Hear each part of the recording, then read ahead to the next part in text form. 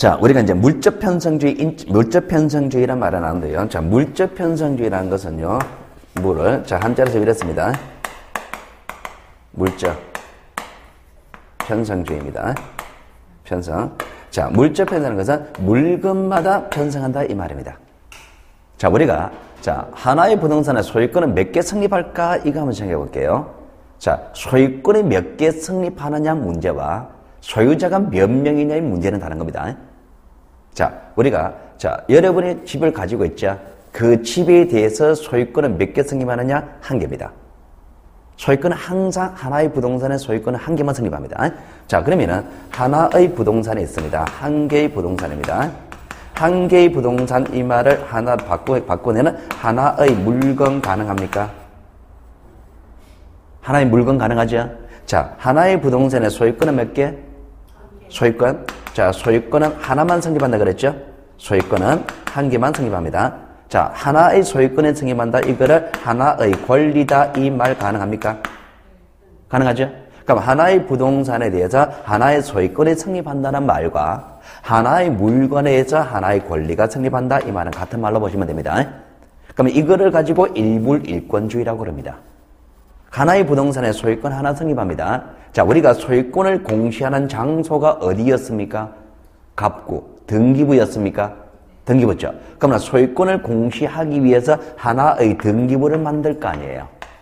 하나의 등기부. 그러면 하나의 물건에 대해서 하나의 권리가 성립하고 하나의 권리가 성립한 걸 공시하려고 하나의 등기부를 만드는 거예요. 그러면 하나의 물건에 대해서 하나의 등기부가 만들어진다 이 얘기입니까? 그 얘기죠. 그럼 하나의 물건에서 등기부 하나 만든다. 그러면 등기부를 만드는 거는 하나의 물건마다 등기부 만들죠. 그래서 물건마다 하나의 등기부 만든다. 이거를 물적 편성이다. 물건마다 등기부를 편성한다. 이렇게 이야기를 하는 겁니다. 하나의 부동산. 그러면은 하나의 부동산에 대해서 하나의 등기부를 만든다. 물적 편성주의가 나오는 이유는 하나의 부동산에 대해서 하나의 권리가 성립하기 때문인 거예요. 하나의 권리가 성립하는 걸 일물일권주의라 그랬잖아요. 그죠? 그러니까 물적 편성주의가 되는 이유는 일물일권주의 때문에 물적 편성주의가 나온다. 이렇게 이야기하는 겁니다. 일물일권주의 때문에. 되겠죠? 그죠? 자, 그러면은 3번 물적 편성주의란 말 자체는 이해됐습니까? 하나의 물건, 한 개의 부동산에 대해서 하나의 등기용지를 편성하는 제도를 말한다. 하나의 등기부를 만드는 제도를 말한다. 이해됐죠? 그죠? 자, 요거 일단락 짚고 자, 앞으로 다시 보세요. 자, 하나의 부동산의 소유권은 몇 개? 한 개. 하나의 부동산의 소유권 한 개입니다. 한 개입니다. 자, 머릿속을 좀 흔들 거예요. 헷갈리게 만들 겁니다. 자, 하나의 부동산에 하나의 소유권 성립합니다. 하나의 부동산에 소유권 2개 성립할 수 있다 없다? 하나의 부동산에 소유권 2개 나올 수 있다 없다? 없다. 자, 여러분 살고 있죠? 누구 집입니까? 내 집이죠. 자, 내가 살고 있는 1,400원 내 집입니다. 내 집이죠. 하나의 부동산 소유권은 내가 혼자 다 가지고 있는 거예요. 내가 살고 있는 이 집은 내 집이면서 동시에 옆집 아저씨 집이다. 이런 말 없잖아요. 그죠? 하나의 부동산 소유권 하는 개밖에 없잖아요. 소유권. 그럼 하나의 부동산의 소유권 하나밖에 없다. 소유권 2개는 있을 수가 없는 겁니다. 이해됐습니까? 자, 그러면 반대로 갑니다. 그럼 소유권이라는 권리는 이 부동산 전부에 대해서만 성립한다. 말 될까요?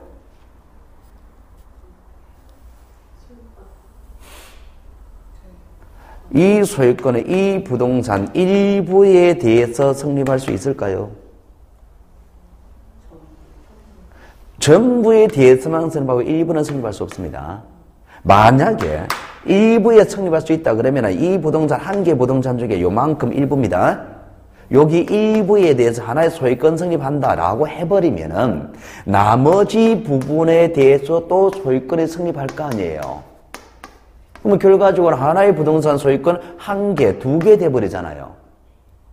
하나의 부동산 소유권 하나밖에 없다며요.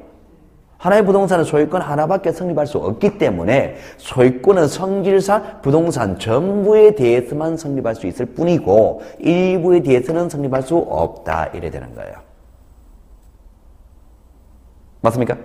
그러면 하나의 부동산에 소유권 하나 성립한다는 말과 소유권은 부동산 전부에 대해서만 성립하고 일부에 대해서 성립할 수 없다는 말은 같은 말입니다. 같은 말이에요. 자, 하나의 부동산은 소유권 몇 개? 한 개. 절대로 두 개는 없습니다. 자, 소유권은 몇 개? 한 명, 한 개. 소유권 한 개입니다. 자, 한 개의 소유권의 행사는 주체, 소유자는 몇 명이 될까요? 소유자는. 한 명이어야 하는 건 아니에요. 소유권의 한계란 얘기지, 한 개의 소유권을 A라는 사람과 B라는 사람이 둘이 같이 나누어 가져도 됩니다. 가져도 된단 말입니다. 자, 우리가 아파트를 분양할 때 부부 공동명의로 아파트 분양받았다 이런 말 들어봤습니까? 그러니까 공동명의로 분양받았다, 부부잖아, 그죠? 부부다 말입니다. 자, 부부 공동명의로 분양받았다는 얘기는 그러면은 소유자가 두 명이란 얘기지 소유권이 두 개란 얘기는 아니에요. 한 개의 소유권을 반반씩 나누어 가지고 있죠. 반씩 나누어 가지고 있잖아요, 그죠? 뭐 사망에 따라 세 사람이 나누어 가질 수도 있겠죠. 그죠? 그러면은 이 A와 B는 하나의 소유권을 공동으로 같이 행사합니까? 하나의 소유권을 둘이 같이 행사하죠. 그러면 이 두 사람은요, 하나의 권리를 같이 행사한다. 공동으로 소유하고 있죠. 그죠? 공동으로 소유하고 있잖아요. 공동으로 소유하고 있다. 이거를 줄여서 공유하고 있다. 이렇게 이야기하는 거예요. 그러면 하나의 소유권을 갑이라는 사람이 혼자 다 가지고 있을 수 있죠. 그죠?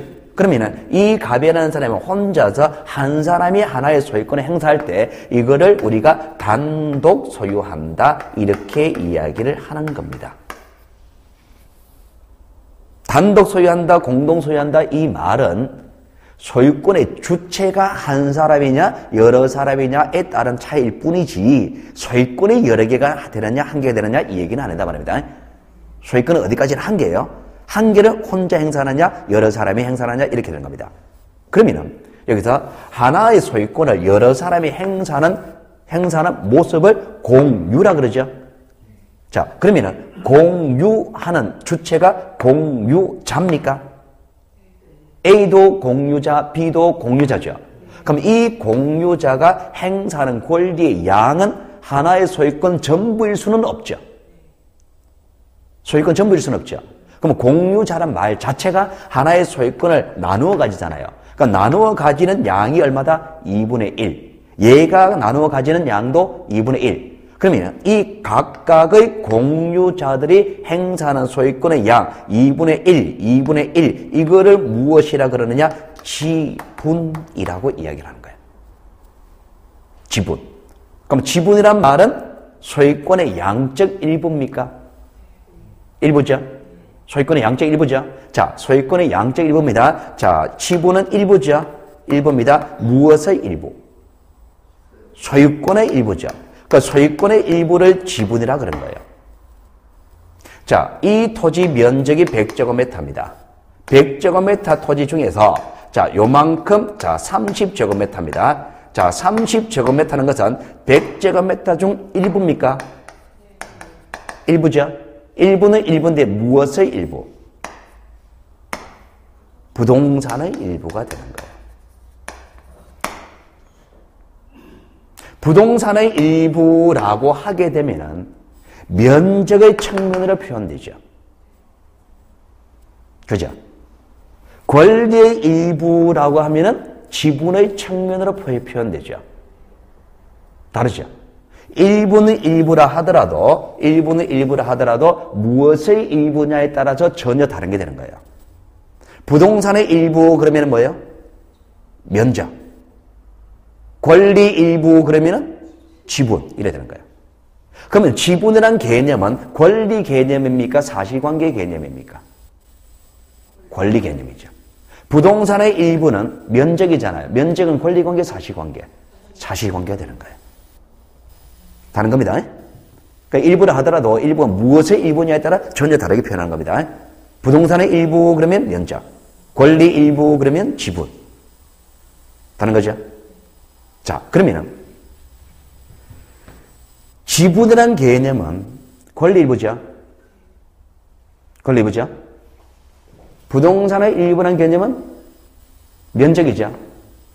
자, 그러면 소유권은 소유권은 지분에 대해서 성립한다, 안 한다? 하잖아요. 소유권 일부, 지분은 일부잖아요. 소유권에 대해서는 일부 성립하죠. 그죠? 부동산의 일부에 대해서는 소유권 성립한다, 안 한다? 안 한다 그랬잖아요. 그럼 소유권 이거는 권리 일부에 대해서는 OX 권리 지분이잖아요. 그죠? 부동산의 일부에 대해서는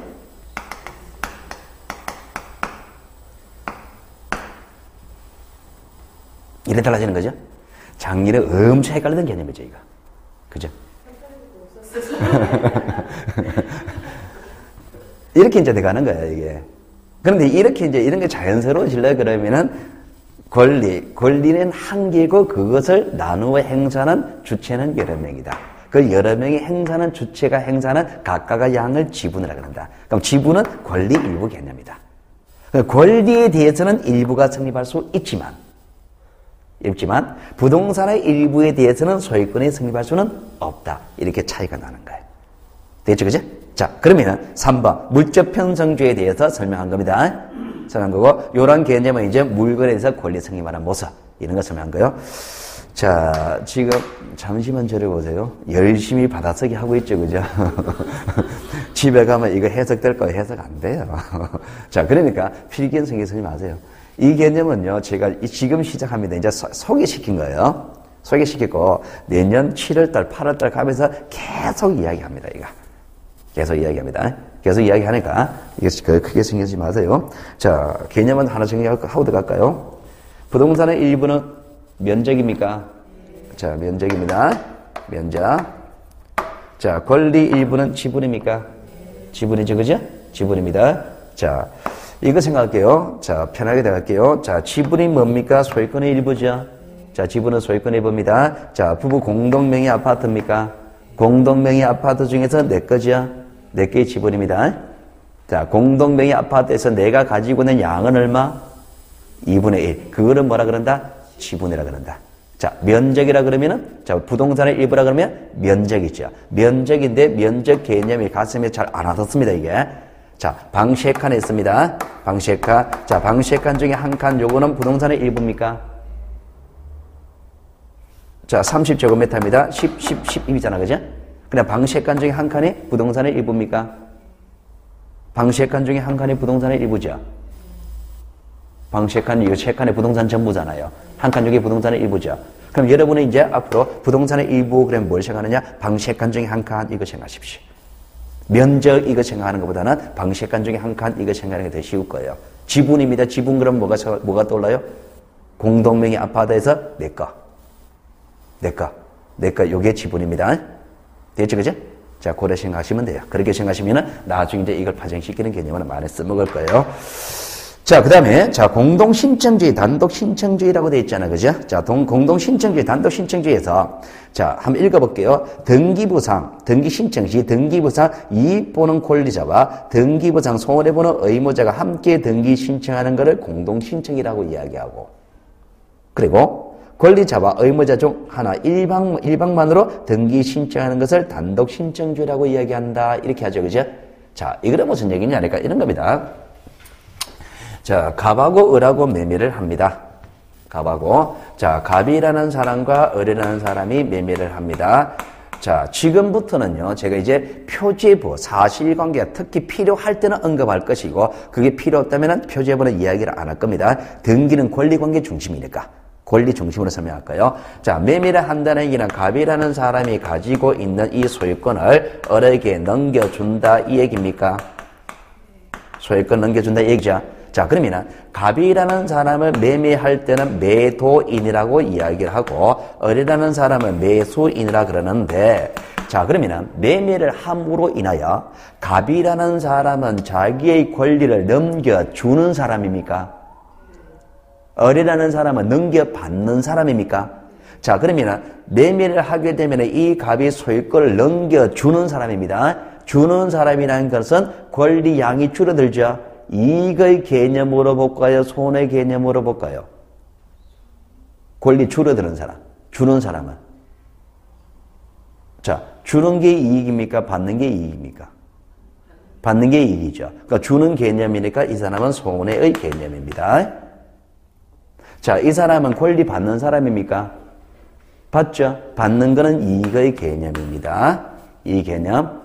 자, 이게 이제 나중에 등기법 이제 본 수업 들어가면은 제가 이익과 손해의 개념을 이제 다른 쪽으로 이야기할 거예요. 여러분의 이익이다, 손해다 그러면은 여러분은 지금 뭘 생각하느냐? 돈을 생각합니다. 돈을 주면은 손해고 돈을 받으면 이익으로 봅니다. 그렇게 생각하거든요. 돈의 개념을 분리시켜야 됩니다. 우리는요, 손해의 개념은요, 감소의 개념을 손해의 개념입니다. 등기법에서는 이익은요, 증가의 개념은 이익의 개념입니다. 간단히 이걸 생각하시면 됩니다. 자, 보증금이 1억입니다. 전체 보증금이 1억입니다. 자, 집주인이 있고 세입자가 있죠. 집주인과 세입자의 의미에서 자, 보증금이 1억에서 1억 5천원 올라갑니다. 이익입니까? 손해입니까? 보증금이 1억에서 1억 5천원 올라갑니다. 이익이에요? 손해요? 평소 개념으로. 제가 첫째 시간에 여러분한테 뭘 바라지는 않는다 그랬잖아요. 보증금에서 1억에서 1억 5천원 올라갑니다. 이익입니까? 손해입니까? 그렇죠. 바로 그겁니다. 누구 입장이냐 달라요. 집주인의 입장에 본다면은 돈을 받았죠. 세입자 입장에는 돈을 주죠. 다르잖아요. 이 분리시켜야 되는 거예요. 분리시켜야 돼요. 그 등기부에서 그걸 철저히 분리시켜요. 그러니까 등기법의 개념은요, 여러분이 일상생활을 생활하는 개념하고 조금 차이가 나요. 차이가 나는데 그 차이에 대해서는 제가 본 수업 들어가가지고 어떻게 구별 지어야 되는지, 어떤 개념 요소를 빼내고 생각해야 되는지, 이거는 제가 본 수업 들어가서 이야기할 겁니다만, 일단 처음이니까 이익과 손해의 개념을요, 여러분이 생각하는 돈의 흐름으로 개념 생각하지는 마세요. 자, 이익의 개념은요, 증가라 그러면 이익이라고 생각하세요. 그 감소의 개념은 손해라고 생각하세요. 자, 그러면 제가 지금 이야기했던 것 중에서 보증금이 올라간다 그랬죠? 증가 개념, 손해 개념? 보증금이 1억에서 1.5로 올라가게 되면 증가죠. 이익으로 봐야 되는 거예요, 이거는. 누구 입장이 다르지만 누구 입장이 이걸 생각하시면 안 되는 거예요. 나중에 이제. 그렇게 되는 겁니다. 자, 그러면 일단은요, 그 개념이 이제 나중에 본 수업 들어가서 좀 더 하기로 하고, 일단은요, 자, 이익이라 그러면은 증가 개념. 손해라 그러면은 감소 개념입니다.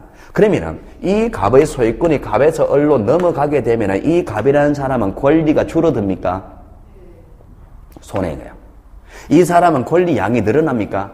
없던 게 생기니까 늘어났죠. 그래서 이익인 겁니다. 그럼 우리가 권리 내용이 감소하거나 또는 손해보는 이런 사람을 뭐라 그러냐? 등기 의무자라고 이야기를 해요. 내용이 증가하거나 이익 보는 사람을 등기 권리자라고 이야기해요. 권리자. 그러면 우리가 등기를 한다 그러면 이제 등기를 하게 되면 갑에서 을로 소유권이 넘어가죠. 그러면 갑에서 을로 소유권 넘어가는 게 이렇게 넘어간단 말입니다. 1번 소유권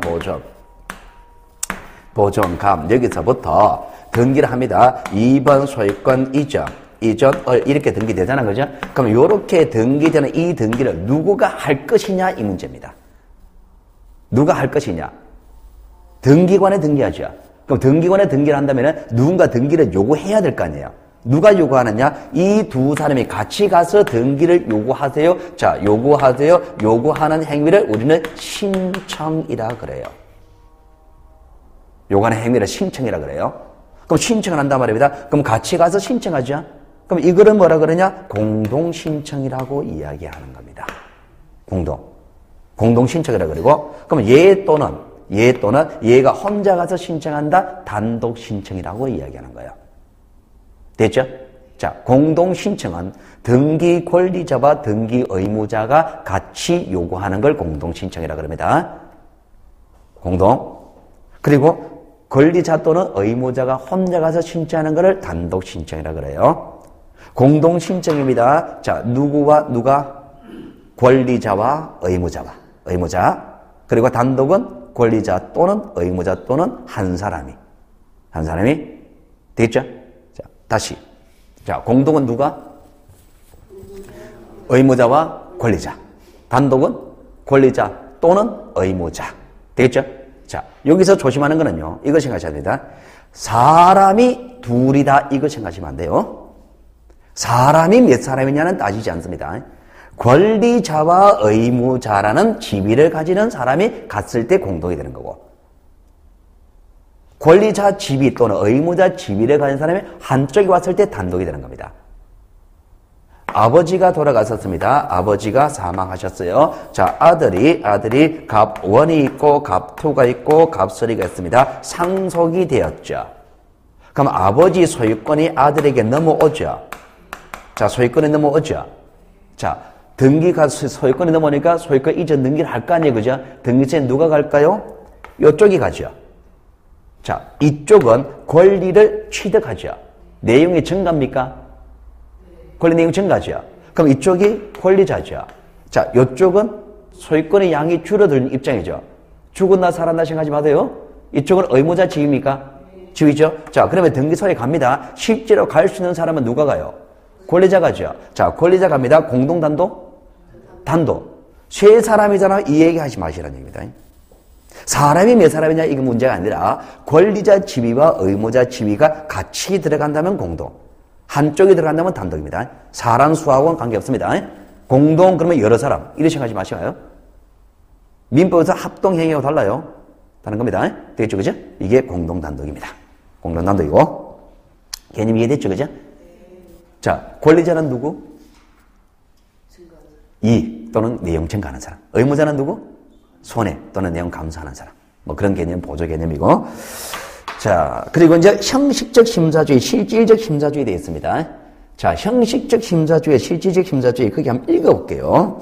자, 등기가 행해지는 순서는 당사자의 실체 관계가 형성되고 실체 관계 이행을 위한 절차 관계가 진행되는데 심사권의 범위에서 절차 관계만 심사하는 것을 형식적 심사라고 실체 관계와 절차 관계, 자, 모두 심사하는 것을 실질적 심사주의라 한다. 이러한 심사의 실질적 내용에서 등기 신청 시 제출한 서류의 구비 여부 심사는 형식적 심사라고 제출한 서류 구비 여부와 그 서류의 내용 진입까지 심사하는 것 실질적 심사란다. 현행 등기제도 등기법은 등기권의 심사권에 관해서 형식적 심사권만 인정한다. 자, 이렇게 나와 있습니다. 자, 한글이죠. 한글 맞죠? 뭔 말인지 이해됩니까? 자, 다른 거는 이 뭔 말인지 글자는 읽어집니다만 의미가 안 나옵니다. 왜 의미가 안 나오느냐? 포인트는 딱 하나입니다. 실체 관계라는 단어 때문에 그렇습니다. 실체 관계. 실체 관계가 뭐냐? 이게 나와야 돼요. 자, 그러면 여기서 첫 번째 줄 보시면은 등기가 행해지는 순서는 이해되죠? 당사자 그러면 이 사람이에요. 권리자 의무자입니다. 당사자의 실체 관계가 형성되고 그랬잖아요. 형성된다는 것은 만들어진다는 얘기죠. 실체 관계가 형성되죠. 근데 실체 관계가 뭐예요? 이게 안 나오는 거잖아요. 그죠? 그럼 이 실체 관계는 단어가 막혀버렸죠. 그러니까 요게 막히니까 실체 관계 형성된다는 게 글자가 읽어지지 의미가 연상이 안 되잖아요. 자, 그러면 실체 관계는 먼저 잡아야 돼요. 실체 관계 말을 잡아야 됩니다. 자, 실체 관계 말을 잡아야 되는데 실체 관계는 말은요. 뒷페이지 있는 게 보세요. 자, 뒷페이지 있는 게 보시면은 거기 8-1 보세요. 8-1. 자, 8-1을 보시면은 자, 실체 관계란 단어는 여러 법에서 여러 가지 의미로 사용된다. 굉장히 다양하게 사용합니다. 민법적 의미에서는 권리, 의무의 발생, 변경, 소멸을 위한 관계로 개념 지어진다. 그러나 절차법에서는 실체법적 의미의 실체 관계 의미에 추가되어 개념 지어지는데 절차법적 의미에서의 실체 관계는 권리, 의미의 발생과 소멸을 위한 관계와 이러한 것의 대상의 물건에 관한 사항과 이러한 권리 관계를 이런 관계를 발생시키는 주체에 관한 사항까지 포함한다.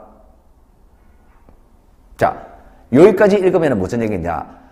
실체 관계는 개념을 실체법, 민법입니다. 민법에서는 권리, 발생, 변경, 소멸만 이야기하는데 등기법인 절차법에서는 권리, 발생, 변경, 소멸 플러스 그 권리 행사는 주체에 관한 사항도 다 포함하고 그 권리 대상인 부동산에 관한 사항도 다 포함시켜서 실체 관계라고 이야기하는 거예요. 자, 제가 이렇게 설명했습니다. 이해됩니까? 가슴에 와닿습니까? 자, 문자로 이렇게 됩니다. 문자로. 자, 실체 관계는 개념이 이 개념입니다. 실체 관계. 근데 여러분도 일상생활에서 실체란 말은 씁니까? 실체. 자, 혹시 여러분 옛날에 학교 다닐 때 정체성이란 말은 들어보셨습니까? 철학적 개념이에요, 그죠? 정체성.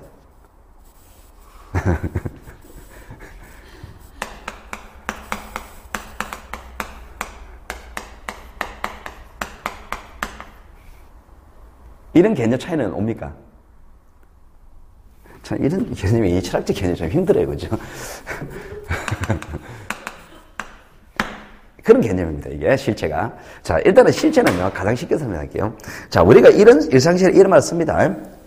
자, 너희 실체는 뭐냐? 이런 말 들어보셨습니까? 자, 그럼 이래 합시다. 자, 우리가 TV를 볼게요. TV를 보면은 시사, 프로그램 중에서 이런 프로그램 있죠. 그것이 알고 싶다, 이런 프로그램 있잖아요, 그죠? 이런 프로그램에서, 자, 1시간 동안 방송 쭉 진행하죠, 그죠? 그럼 이제 그 프로그램 마칠 때쯤 되면은 진행자가 이런 얘기를 합니다. 다음 주에는 이 사건을 다루겠습니다라고 예고를 하죠. 다음 주에는 이 사건을 다루겠습니다라고 이야기하는 그 순간에 방송에 자막 뜨죠. 그 자막에 뭐라고 뜨느냐? 이 사건의 실체는 뭐냐? 이래 뜨는 거예요. 그 실체는 말했습니다. 그럼 거기서 말하는 실체는 그 사건 내용 자체가 무엇이냐? 이 말이잖아요. 그죠? 이 사건의 실체는 무엇인가를 할 때는 이 사건의 내용 자체가 무엇이냐? 이게 실체란 말이잖아요. 그러니까 우리가 실체란 말은 존재하는 모습 그 자체를 실체라 그럽니다. 존재하는 모습 그 자체를 실체라 그런 거예요. 이 초등학교 이제 국어 시간입니다, 지금. 국어 시간에 법이 아니고. 자, 그러면 우리가 일상생활에서 너의 실체는 뭐냐? 이런 말을 쓸 때 나는 무슨 생각하면서 너 실체가 뭐냐? 이런 말을 쓰느냐 말입니다. 너의 정체성이 뭐냐라고 말을 쓸 때는 너의 사상이 뭐냐? 이거잖아요, 지금. 그죠? 너의 실체는 뭐냐? 이런 말을 쓸 때는 너 자체가 누구냐? 이 말을 쓰잖아요. 그죠? 너 자체가 누구냐? 이 말을 씁니다. 그 존재하는 모습 그 자체를 실체라 그런 거예요. 자, 그러면은 이제 등기부로 들어가기 전에 우리가 일상생활을 가볼게요. 자, 누군가 저한테 이렇게 묻습니다. 너의 실체는 뭐냐라고 물었어요, 저한테. 그럼 제가 이제 내 자체가 누구냐는 말을 묻는 거잖아요. 그럼 제가 이제 어떻게 대답하느냐 말입니다. 자, 너의 실체는 뭐냐라고 제가 저한테 물었습니다. 자, 제가 그래서 이렇게 대답해요. 나는 키가 1m 72입니다. 몸무게가 67kg입니다. 시력은 좌우 얼마입니다. 뭐 등등등. 그죠? 이렇게 내 자체 신체적 특징을 이야기할 수도 있겠죠. 그럼 내 자체입니까? 그럼 내 자체가 하는 얘기잖아요. 그죠?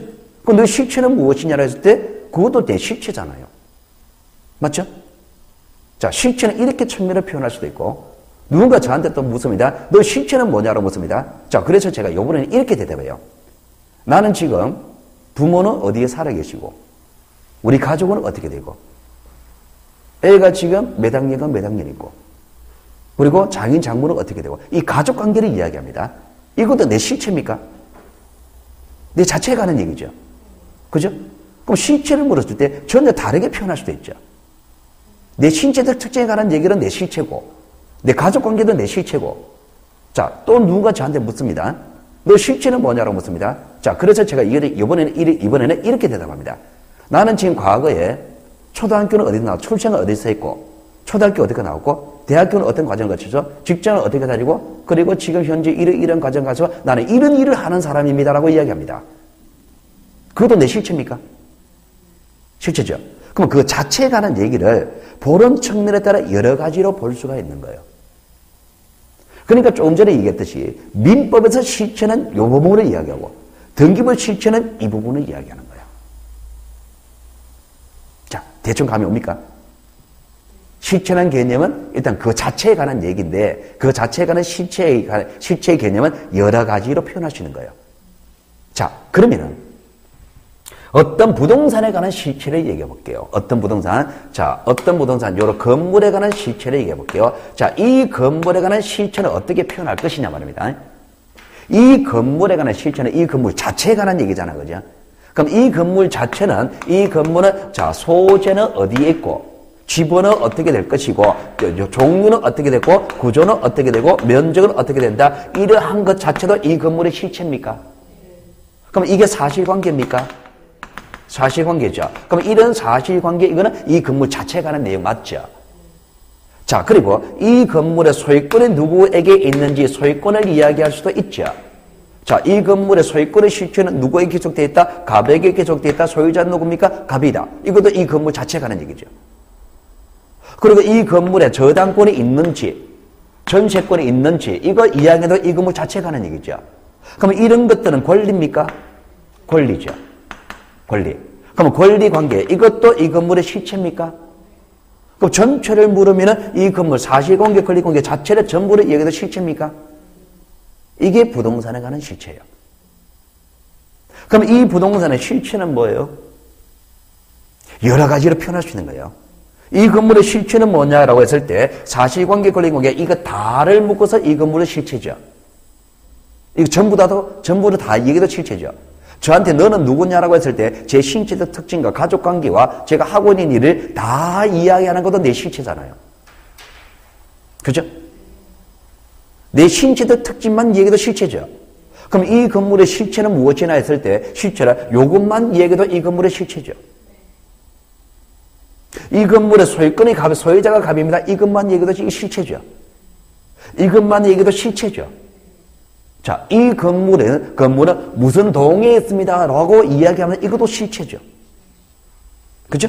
그 부동산에 관한 실체는 것은 넓게 좁게 여러 가지로 표현할 수 있는 겁니다. 그 자체에 관한 얘기가 실체다 말입니다. 자, 실체 관계가 뭡니까? 제가 지금 이쪽에 설명했잖아요. 한 10분 동안 얘기했잖아요. 실체 관계가 뭐예요? 자, 한마디로 이야기하면 있는 그 자체다. 있는 것 자체다. 있는 것 자체가 실체인데 그 실체의 개념은 넓게 좁게 여러 가지로 표현할 수 있다. 됐죠? 자, 그러면은 실체 관계, 부동산에 관한 실체 관계를 우리가 일반적으로 이야기할 때는요. 이거 전부 다를 생각하세요. 소재 이것만 실체라 해서도 틀린 개념은 아니다. 소유권만 이야기해도 틀린 개념은 아니다. 그런데 여러분 시험에 주로 쓰이는 개념은 실체관계다이라고 하면은 사실관계, 권리관계 전부를 묶어서 표현하는 게 일반적입니다. 자, 그러면은 부동산에 관한 실체는 뭐냐? 부동산에 관해서 존재하는 그 내용 자체인데 그 부동산에 형성되어 있는 사실관계, 권리관계 이건 모두를 실체라고 이야기를 한다. 이렇게 설명하시면 됩니다. 생각하시면 돼요. 자, 실체관계 이해하셨습니까? 자, 부동산에 관한 실체는 뭐예요? 그 부동산 자체에 존재하는 사실관계, 권리관계를 실체관계라 그러는 겁니다. 자, 이해하셨죠? 자, 묻습니다. 자, 이해했나 못했나 테스트합니다. 자, 등기와 실체관계 불일치라고 한번 적어볼게요. 감이 옵니까? 글자를 읽지 마시고 의미를 읽으세요. 등기가 뭐예요? 사실관계하고 권리관계, 자, 요거를 기록하는 거였습니까? 실체관계가 뭐예요? 실제로 존재하는 사실관계하고 권리관계 존재하는 모습이 실체입니까? 불일치한다, 안 맞다는 얘기죠. 그건 뭔 얘기예요? 실제로 존재하는 사실관계, 권리관계와 등기부에 기록된 사실관계, 권리관계가 안 맞다 이 얘기잖아요. 그죠? 그 등기와 실체관계 불일치한다는 말이 실제로 존재하는 그 부동산에 관한 모습이 있죠. 등기부에 기록된 모습이 있죠. 이게 안 맞다는 얘기를 등기와 실체관계 불일치한다는 얘기예요. 자, 그러면은 우리가 아까 전에 등기란 것은 사실관계, 권리관계 기록하는 거라 그랬죠. 그럼 실제로 존재하는 부동산에 관한 사실관계, 권리관계가 형성되어 있는 모습이 있죠.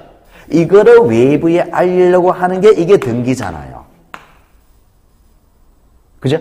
실제로 형성되는 사실관계, 권리관계를 외부에 알리려고 하는 게 등기입니다. 그러면 등기부에 기록되는 결과물은 실제로 존재하는 사실관계와 권리관계에 일치해야 되겠습니까? 일치해야 되겠죠. 그러면 일치한다, 이거는 실제 관계와 등기가 일치한다 얘기죠? 그럼 일치하는 이 등기는 제대로 잘 적은 겁니까? 잘 적은 거죠. 그러면 이 기록된 이 등기가 유효하다, 이렇게 이야기하는 거예요. 그럼 반대로 가면은 등기와 실존이 불일치한다 이 말은 실제로 존재하는 사실관계, 권리관계와 다르게 적었다는 얘기죠. 뭔 말이냐? 한마디로 하면 잘못 적었다는 얘기지. 등기란 것은 똑같이 형성된 똑같은 내용으로 적어야 될 거 아니에요. 그래야 정확히 공시되는 거 아니에요. 그죠? 그럼 등기와 실존이 불일치한다는 말은 등기부에 실제로 존재하는 내용과 다른 내용으로 적었으니까 등기 잘못했구나 이 말이지. 등기와 실천이 불일치한다? 그러면 이 말은 등기 잘못했다는 얘기입니까? 잘못했다는 얘기죠. 등기와 실천이 불일치합니다. 그럼 그 등기는 무효, 유효? 무효. 이렇게 하는 거다, 그죠? 그럼 무효라는 결과물이 나오려면 등기라는 개념 알고 있어야 되겠습니까?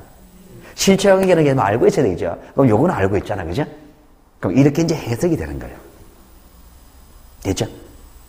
그러니까 이제 이런 개념을 우리가 이제 말 뜻을 알고 있어야 되는 겁니다. 이 말은 작년에 몰랐죠. 이런 개념을 언제 설명하느냐?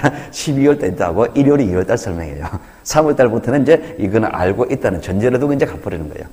가버리는데 이제 이 말이 아마 민법책에 보면 엄청 많이 나오죠. 민법책에 실체관계라는 말이 그렇게 많이 나옴에도 불구하고 이 말 뜻을 생각 안 하고 책을 읽잖아요. 그죠? 실체관계가 뭐일 것이다, 그죠? 대충 감으로 푼다, 그죠? 감으로 푸는데 이제 감이 항상 내한테 감이 맞나 말입니다. 감이 안 맞단 말입니다. 그래야 되는 거예요. 자, 민법도 마찬가지입니다. 민법도 실체관계 개념이 있는 것 자체다. 단지 민법에서는 요것 중에서 요것만을 이야기할 뿐이에요. 민법에서는 권리에 관한 실제 존재하는 모습 그 자체를 실체관계라고 이야기할 뿐이다 말입니다. 이 권리에 관한 얘기를 어떤 측면으로 보느냐? 권리, 생기고 바뀌고 없어지는 실제로 존재하는 생기고 바뀌고 없어지는 행위가 있었겠죠. 당사자 합의 계약을 함으로써 권리를 발생시키는 행위가 있었겠죠. 바꾸는 행위 있었겠죠. 소멸시키는 행위가 있었겠죠. 그럼 요것은 당사자가 형성한 실제 모습입니까? 두 당사자들이 계약한 실제 내용이죠. 실제 내용, 실제로 형성된 그 내용 자체죠. 이거를 민법에서 실체라고 이야기하는 거예요. 민법에서. 그럼 민법에서 이걸 실체라 그러면 이 실체의 내용과 똑같은 이행이 들어가야 되겠죠. 당사자가 형성한 내용과 똑같은 모습으로 이행을 해야 되겠죠. 그런데 형성한 실체 모습과 이행한 실체의 관계가 실체한 모습, 이행한 결과물의 모습이 안 맞을 때 등 실체의 관계와 불일치한다. 이렇게 이야기하는 거예요. 그럼 실체 형성된 내용과 불일치하는 이행입니다. 불일치한 이행입니다. 이행이 제대로 된 겁니까? 이행이 제대로 안 된 거잖아요. 그럼 이행이 제대로 안 됐으니까 이 이행 행위는 무효, 유효? 무효. 이렇게 이야기를 하는 거예요. 민법에서 그렇게 이야기하는 겁니다. 그러니까 민법에서는 요 당사자가 형성한 계약 내용 자체만을 이야기하고 등기법에서는 이거 플러스 절차 사실관계 일까지 합쳐서 실체라고 이야기를 하고 법명이 다른 겁니다. 부동산의 결혼 시간에 부동산은 뭐라 그랬어요? 토지와 그 정착물이라 그랬죠. 공시법에서 부동산은 뭐라 그래요? 토지와 건물이죠. 공시법에서는 부동산의 토지와 건물이라고 그러잖아요. 개념을 조금 다르게 쓰는 겁니다. 그러니까 이런 개념을 구분지어야 돼요. 그러니까 민법 시간에 배운 개념, 다른 시간에 배운 개념을 우리 시간에 그대로 써먹어버리면 요 측면으로 묻는 내용은 맞겠죠. 요 측면으로 묻는 내용은 틀려버리죠.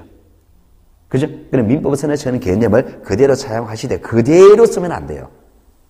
조금 범위가 다르니까 이 범위를 좀 더 보충해야 되는 겁니다. 좀 다른 게 쓰는 거예요. 그 부동산의 개념도 다르게 쓰듯이 실적의 개념을 좀 다르게 쓰는 겁니다. 다르게 그대로 쓰면 안 된단 말이에요. 민법 제대로 했다, 등기법 제대로 저절로 되는 건 아닙니다. 플러스 알파를 해야 돼요. 그래야만 등기법이 해석이 되는 겁니다. 자, 그러면 실체관계 이해됐고, 자, 실체관계, 자, 그 집에 간 내용은 나머지 한번 읽어보시고, 자, 다시 앞으로 봅니다. 자, 앞으로 가죠. 자, 형식적 심사주의, 실질적 심사주의 개념이 그렇게 되어 있는데, 자, 거기 내용을요, 제가 문자로 적다 보니까 이렇게 적을 수밖에 없어요, 저는. 문자로 적다 보니까. 그런데 이거 말로 설명하면 실제관계 개념을 좀 이렇게 쉽게 설명했잖아요, 그죠? 자, 형식적 심사와 실질적 심사도, 자, 거기 어쩌고 저쩌고 이렇게 했는데요. 자, 그걸 간단히 줄이면 이렇습니다. 자, 거기 위에다가 하나 더 적을게요. 자, 형식적 심사. 자, 실질적 심사.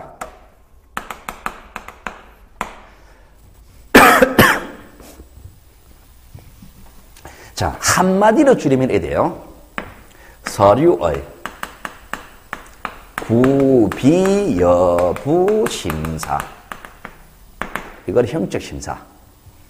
실질적 심사는요, 서류의 내용 진위 심사. 이게 실질적 심사라고 합니다.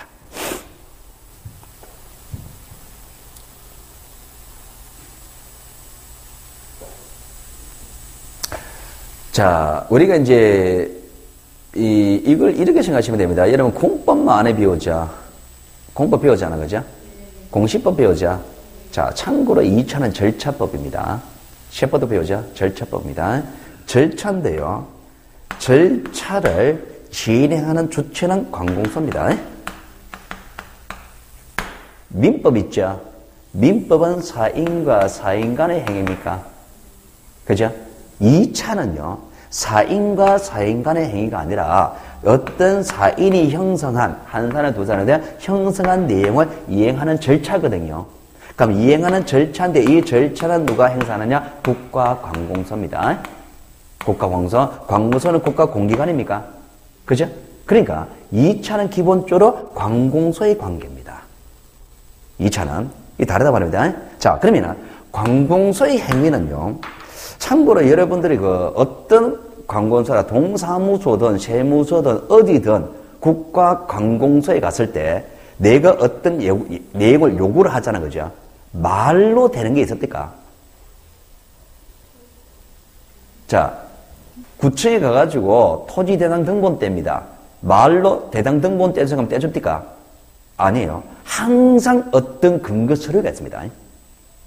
관공서는 하다못해 주민등록 등본을 떼잖아요. 그 총리 적으라 그러잖아요. 그죠? 인감 떼죠? 인감? 내 인감 뗍니다. 인감 떼면 신분증 내죠? 그냥 줍니까? 아니요. 마지막에 사인해야 돼요. 그러니까 관공서, 모든 관공서의 행위는요, 일단 서류가 들어가야 돼요. 근거 서류를 남겨야 되는 겁니다. 그러니까 여기서 절차 관계에서는요, 항상 서류가 들어가는 거예요. 우리가 지적이든 등기든, 등기는 등기소라 그랬잖아요, 그죠? 지적은 시군구라 그랬죠. 항상 근거 서류가 들어갑니다. 그러면은 지적이든 등기든 항상 근거 서류가 들어가는데, 자, 그러면 우리가 지적 행위든 안 그러면 등기 행위든 어떤 서류가 들어갈 거 아니에요. 서류가 들어갔을 때 그 서류가 제대로 왔나 안 왔나 심사하는 거는 형적 심사한다 그러는 거예요. 실질적 심사는 그 서류가 들어왔을 때 그 서류 내용이 맞나 안 맞나 심사하는 거는 실질적 심사한다, 이렇게 생각하시는 겁니다. 됐죠? 그럼 형적 심사는 뭐예요? 서류 갖췄나 못 갖췄나. 실질적 심사는 그 서류 내용이 맞나 안 맞나 판단하는 게 실질적 심사입니다. 가령 이런 얘기예요. 자, 매매를 했습니다. 매매라고 소유권이 넘어가야 되죠. 소유권 넘어가는 등기 신청을 할 거 아니에요. 그럼 등기 신청은 등기소에 가죠. 등기소에 갈 때는 등기 신청할 때 근거서는 넣어야 되죠. 가장 간단하게 계약서를 들어가야 될 거 아니에요. 매매를 했으니까. 매매했다는 사실을 증명하려 계약서 들어가겠죠. 자, 그러면 등기소에서 계약서가 들어왔나 안 들어왔나 판단하는 것은 어떤 심사? 형식적. 계약서 내용이 너희들 진짜 매매 계약이 무효냐 유효냐 판단하는 것은 실질적, 이렇게 되는 거예요. 감이 옵니까? 그러니까 형식적 심사는 서류가 들어왔느냐 판단하는 것은 형식적이라고 그러고, 실질적 심사는 그 서류 내용이 맞나 안 맞나 심사하는 게 실질적입니다. 자, 그러면은 우리가 지금 공시제도는 지적과 등기 두 제도잖아, 그죠? 자, 지적과 등기 두 제도인데, 자, 등기제도에서는 형식적 심사입니다. 지적에서는 실질적 심사입니다.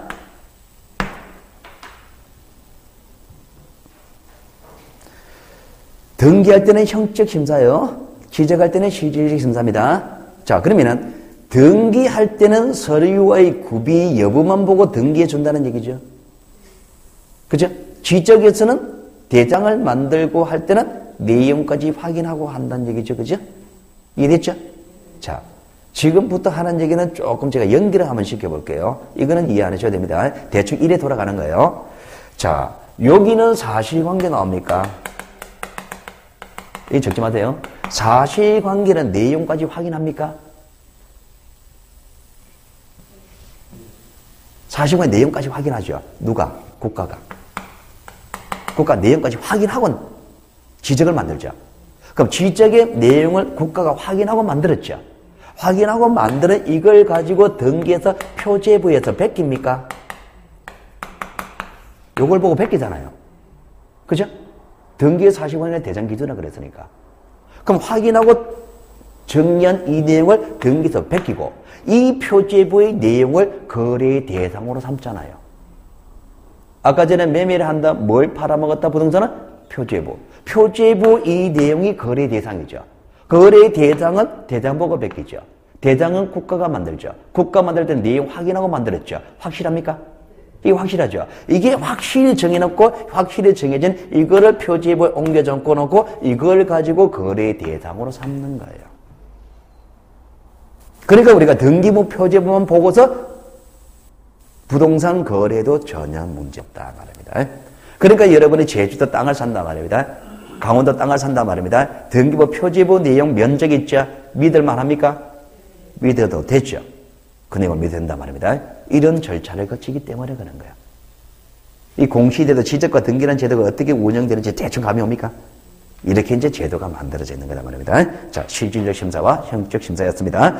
자, 그 다음에 5-1번. 자, 5-1번. 의사주의 형식주의 들어가야 됩니다. 의사주의 형식주의 들어가는데요. 자, 여기에 관한 얘기는 잠시 쉬었다 할게요.